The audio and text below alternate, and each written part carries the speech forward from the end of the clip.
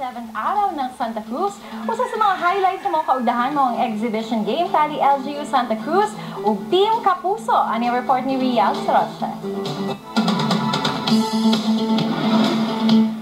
Nabulit sa kalipay ang dagway sa taga Santa Cruz nga nalingaw sa showtime sa kambal nga sila Yuyo Igeye Manso atol sa basketball exhibition sa GMA Kapuso versus the Bunkers. Ika-26 victim ang The Bunkers sa Santa Cruz. Final score, Kapuso 93, Bunkers 80. Sugod sa dula, nagtuo ang basketball fans nga kulataon sa home team The Bunkers. Ang Kapuso sa diyang gibiyan og 12 puntos.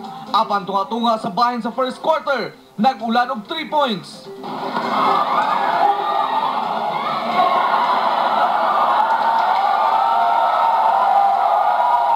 Subling may atake ang The Bunkers og milabaw pag 12 puntos. Apan nakabalos og 14-2 run ang Kapuso og nakatabla natapos ang third quarter.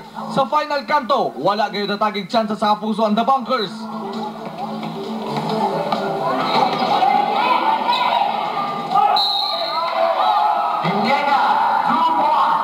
Ang mga mananaway hastang lingawa sa mga exhibition game.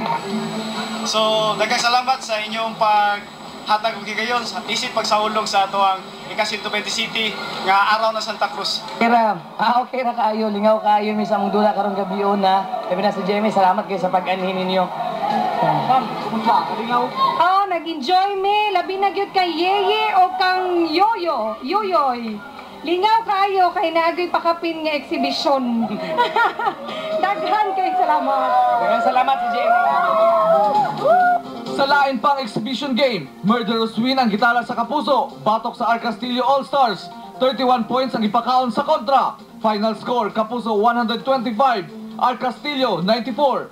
Daw na igo sa kidlat ang R. Castillo All-Stars. Nga garbong mi paybalo una sa dula, nga ilang gikulata ang basketball team sa laing network.